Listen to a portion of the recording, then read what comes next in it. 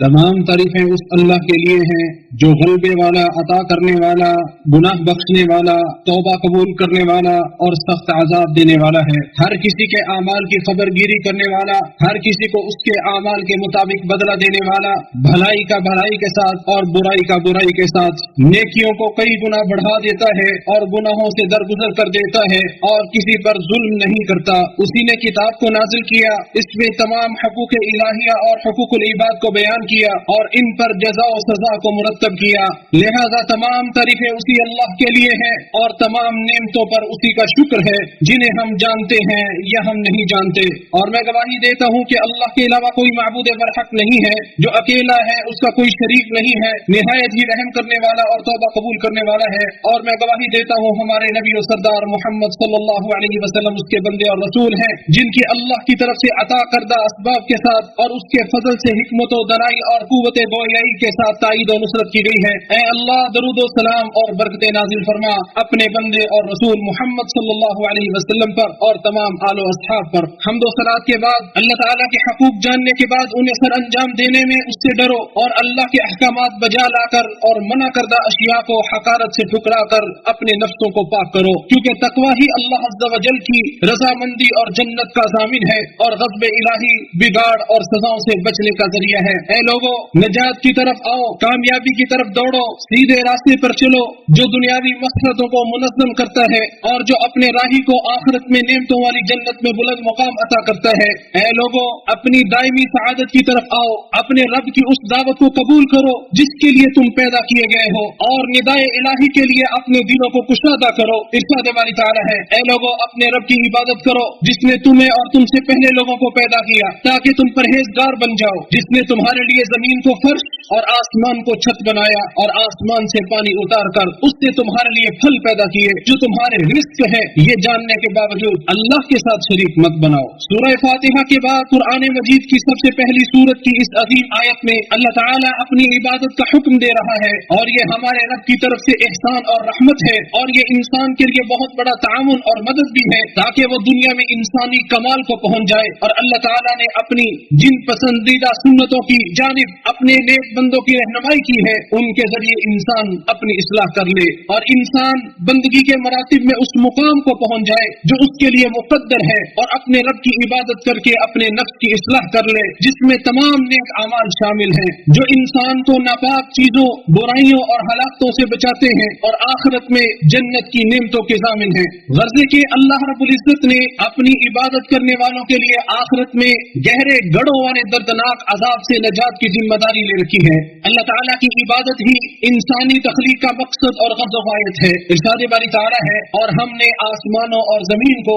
اور جو کچھ ان کے درمیان ہے کھیل کے طور پہ نہیں بنایا ہے، بلکہ انہیں حقیقی مصلحت سے پیدا کیا ہے، لیکن اکثر لوگ یہ بات نہیں جانتے ہیں۔ دوسری جگہ فرمایا، میں نے جنات اور انسانوں کو محض اس لیے پیدا کیا ہے کہ وہ صرف میری عبادت کریں، میں ان سے کوئی رزق نہیں چاہتا ہوں اور نہ یہ چاہتا ہوں کہ وہ مجھے کھلائیں، بے شک اللہ ہی بے حد رزق دینے والا، طاقت والا اور نہایت مضبوط ہے۔ اور ایک جگہ فرمایا، اے اولاد آدم، کیا میں نے تم سے قول و قرار نہیں لیا تھا کہ تم شیطان کی عبادت نہ کرنا، وہ تمہارا کھلا دشمن ہے، اور میری عبادت کرنا سیدھی راہ یہی ہے۔ اور ایک اور جگہ اللہ تعالیٰ فرماتا ہے، فرما دیجئے مجھے تو یہی حکم دیا گیا ہے کہ میں اللہ کی عبادت کروں اور اس کے ساتھ کسی کو شریک نہ بناؤں، میں اسی کی طرف دعوت دیتا ہوں اور اسی کی طرف میرا لوٹنا ہے۔ تمام انبیاء کرام کی سب سے پہلی دعوت ہی صرف ایک اللہ کی عبادت اور شرک سے دوری تھی۔ ارشاد باری تعالیٰ ہے، یقیناً ہم نے نوح علیہ السلام کو اس کی قوم کی طرف رسول بنا کر بھیجا، انہوں نے کہا، اے میری قوم کے لوگوں،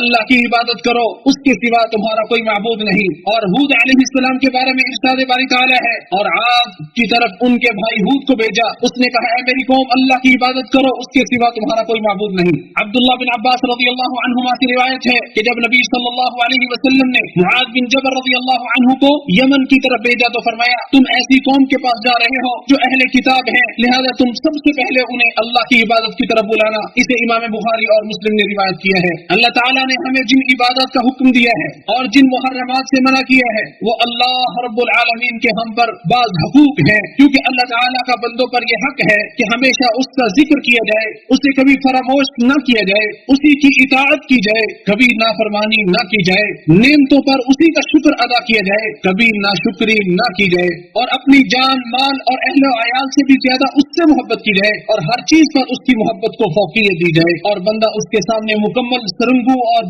झुका रहे और हिदायत पाने पर बहुत ज्यादा खुश हो। और अल्लाह ताला तमाम इबादत का मुस्तहिक है, क्योंकि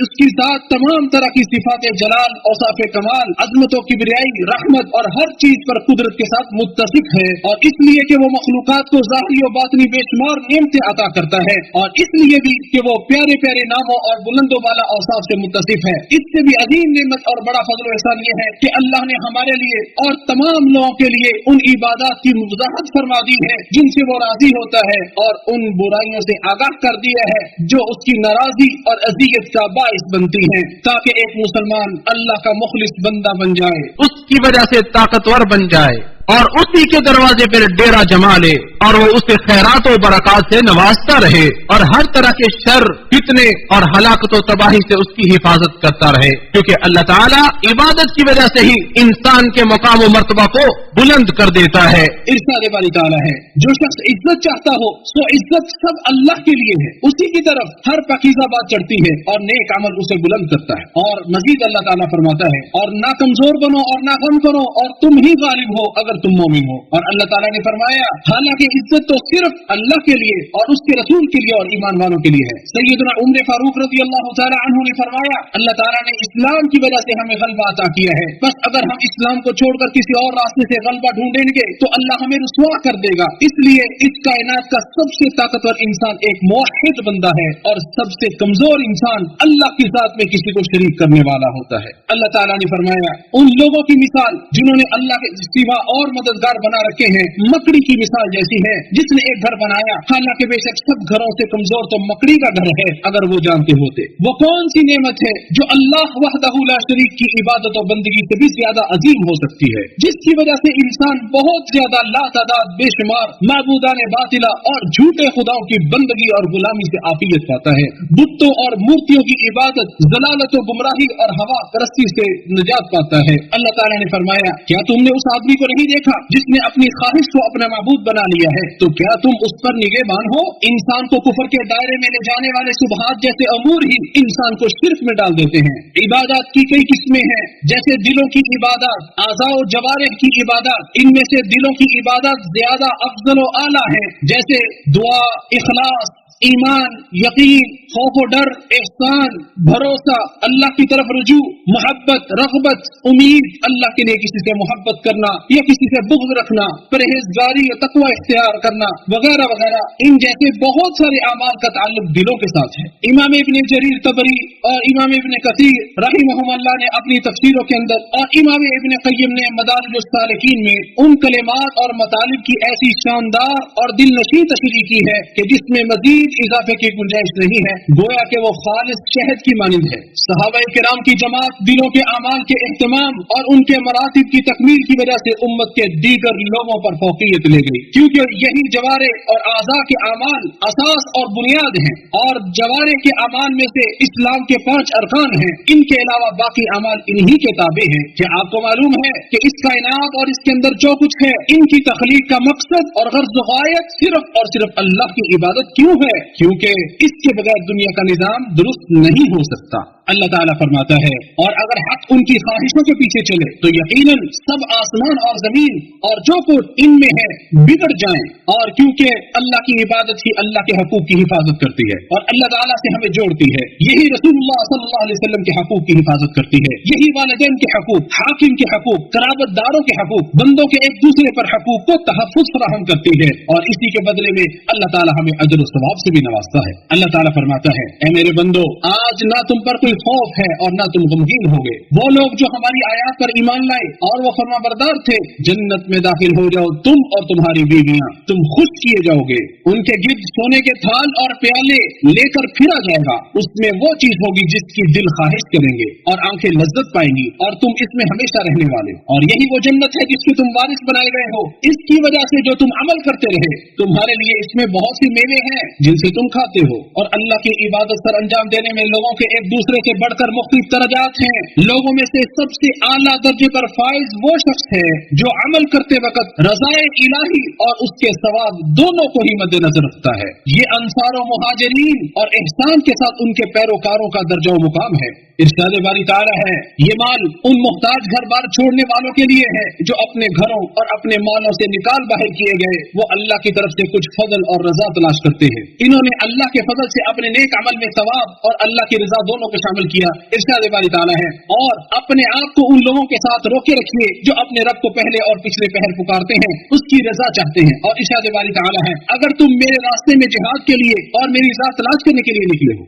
چنانچہ آپ کو بھی عمل کرتے وقت پہلے رضا الہی اور ثواب کے ملحوظ خاطر رکھنا چاہیے تاکہ آپ کا شمار بھی ان لوگوں میں سے ہو جائے جو احسن طریقے سے انصار و مہاجرین کی پیروی کرنے والے ہیں۔ اور دوسرا درجہ ایسے شخص کا ہے جو عمل کرتے وقت اس کے ثواب کو تو پیش نظر رکھتا ہے لیکن بسا اوقات رضا الہی کو مد نظر رکھنے میں غافل رہتا ہے، تو وہ بھی خیر کے راستے پر ہی گامزن ہے جس کا اسے پورا بدلہ دیا جائے گا۔ ارشاد باری تعالیٰ ہے اور جس نے آخرت کا ارادہ کیا اور اس کے لیے کوشش کی جو اس کے لائق ہے جبکہ وہ مومن ہو، تو یہی لوگ ہیں جن کی کوشش ہمیشہ سے قدر کی ہوئی ہے۔ اور تیسرا درجہ و مقام اس شخص کا ہے جو بعض فرض اعمال میں کوتاہی برتتا ہے اور کچھ حرام کاموں کا بھی ارتکاب کر لیتا ہے جس سے اس کے اعمال تو ضائع نہیں ہوتے، اگر اسی حالت میں فوت ہو گیا تو وہ اللہ کے رحم و کرم پر ہے، اگر چاہے تو اس پر رحم کر دے اور اگر چاہے تو اس کے گناہوں کے مطابق اسے عذاب میں مبتلا کر دے۔ اور سب سے آخری اور خطرناک چوتھا درجہ و مقام ہے جو ایسے شخص کا ہے جو کبھی عبادت کرتا ہے اور کبھی نہیں کرتا، پھر کبھی کرتا ہے کبھی چھوڑ دیتا ہے، اس کا معاملہ اس کے خاتمے پر منحصر ہے، اگر عبادت کو چھوڑنے کی حالت میں فوت ہوا تو آگ میں جائے گا، اور اگر عبادت کرتے ہوئے فوت ہوا تو اللہ تعالیٰ اس کے ظلم پر اس کا محاسبہ کرے گا جو اس نے اپنی جان پر کیا یا کسی دوسرے شخص پر کیا، اور اس کا معاملہ اللہ تعالیٰ کے فضل و عدل پر منحصر ہے۔ ارشاد باری تعالیٰ ہے بے شک اللہ تعالیٰ اس بات کو نہیں بخشے گا کہ اس کا شریک بنایا جائے، اور وہ بخش دے گا جو اس کے علاوہ ہے جسے وہ چاہے گا۔ ان مذکورہ چاروں درجات کے علاوہ وہ سب لوگ ہمیشہ کے لیے آگ میں جائیں گے جنہوں نے اللہ تعالیٰ کی نہ تو عبادت کی اور نہ ہی اس پر ایمان لائے اور نہ ہی روز قیامت اور نبی صلی اللہ علیہ وسلم پر ایمان لائے، اور اسی طرح اعتقادی منافقین بھی جو اسلام کو ناپسند کرتے ہیں یہ اسلام کے بعض امور کو ناپسند کرتے ہیں۔ ارشاد باری تعالیٰ ہے بے شک وہ لوگ جو میری عبادت سے تکبر کرتے ہیں ان قریب ذلیل ہو کر جہنم میں داخل ہوں گے، اور اللہ تعالیٰ کا فرمان ہے بے شک منافق لوگ آگ کے سب سے نچلے درجے میں ہوں گے اور تو ہرگز ان کا کوئی مددگار نہ پائے گا۔ لہٰذا اے مسلمان بھائی آپ پہلے درجے والے لوگوں میں شامل ہو جائیے اور اپنے عمل کا ہدف اللہ کی رضا اور ثواب بنائیے تو آپ کامیاب ہو جائیں گے۔ ارشاد باری تعالیٰ ہے پھر ہم نے اس کتاب کے وارث اپنے وہ بندے بنائے جنہیں ہم نے چن لیا، پھر ان میں سے کوئی اپنے آپ پر ظلم کرنے والا ہے اور ان میں سے کوئی میانہ رو ہے اور ان میں سے کوئی نیکیوں میں آگے نکل جانے والا ہے۔ اللہ کے حکم سے یہی بہت بڑا فضل ہے۔ ہمیشگی کے باغات جن میں وہ داخل ہوں گے ان میں انہیں سونے کے کنگن اور موتی پہنائے جائیں گے اور ان کا لباس ان میں ریشم ہوگا۔ اللہ میرے اور آپ کے لیے قرآن کریم کو باعث برکت بنائے، مجھے اور آپ کو ذکر حکیم اور اس کی آیات سے نفع پہنچائے، اور ہمیں سید المرسلین صلی اللہ علیہ وسلم کی سیرت اور مضبوط فرامین سے نفع پہنچائے۔ جو تم نے سنا میں اسی پر اپنی بات کو ختم کرتا ہوں، اپنے لیے اور آپ سب کے لیے اور تمام مسلمانوں کے لیے استغفار کرتا ہوں، تم بھی استغفار کرو، وہ بخشنے والا مہربان ہے۔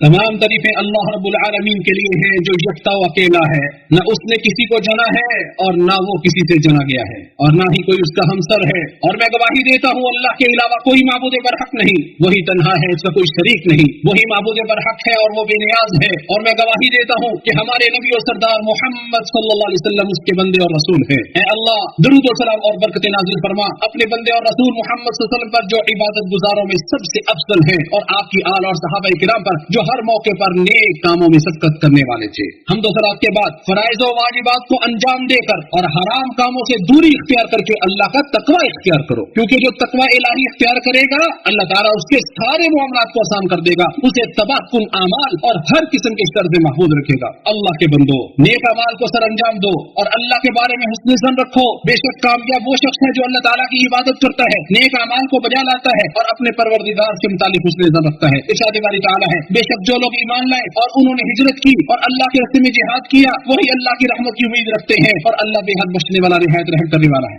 और हदीस कुदसी में अल्लाह ताला फरमाता है, मैं अपने बंदे के गुमान के करीब होता हूँ जो वो मेरे मुताल्लिक रखता है। और वो शख्स खसारे और घाटे में है जो बुरे अमाल का इर्तिकाब करे और नेक अमाल सर अंजाम दिए बगैर अल्लाह ताला की उम्मीदें बांधे रखे। इरशाद बारी ताला है, जिस दिन मुनाफिक मर्द और औरतें उन लोगों से कहेंगे जो ईमान लाए, हमारा इंतजार करो कि हम तुम्हारी रोशनी से कुछ रोशनी हासिल कर लें, कहा जाएगा अपने पीछे लौट जाओ, बस कुछ रोशनी तलाश करो। फिर उनके दरमियान एक दीवार हायल कर दी जाएगी जिसमें एक दरवाजा होगा, उसकी अंदरूनी जानिब उसमें रहमत होगी और उसकी बैरूनी जानिब उसकी तरफ अजाब होगा। वो उन्हें आवाज देंगे, क्या हम तुम्हारे साथ न थे? वो कहेंगे क्यों नहीं, लेकिन तुमने अपने आप को फितने में डाला और तुम इंतजार करते रहे और तुमने शक किया और झूठी आरज़ुओं ने तुम्हें धोखा दिया, यहाँ तक कि अल्लाह का हुक्म आ गया और उस दगाबाज ने तुम्हें अल्लाह के बारे में धोखा दिया। लिहाजा तुम बेहतरीन तरीके से इबादत करो और अल्लाह अज़्ज़ व जल पे भरोसा करो जो कि बहुत ज्यादा सखी और बड़ा मेहरबान है। ए अल्लाह, तू इस्लाम और मुसलमानों को गलबा अता फरमा, इज्जत अता फरमा, शिरक और अहले शिरक काफिरों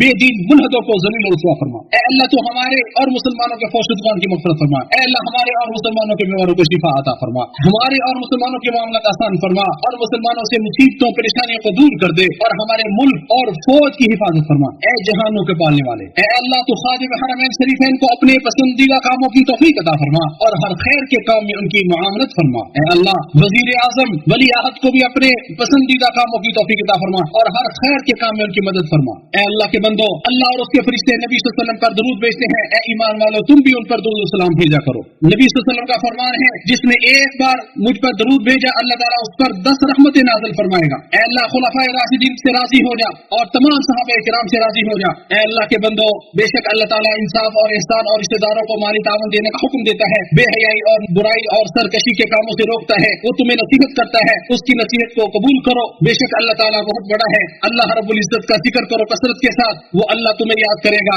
उसकी नेमतों पर उसका शुक्रिया अदा करो, वो तुम्हें मजीद नवाजेगा। अल्लाह का जिक्र सबसे बड़ा है और जो तुम कुछ कर रहे हो अल्लाह उससे वाकिफ है।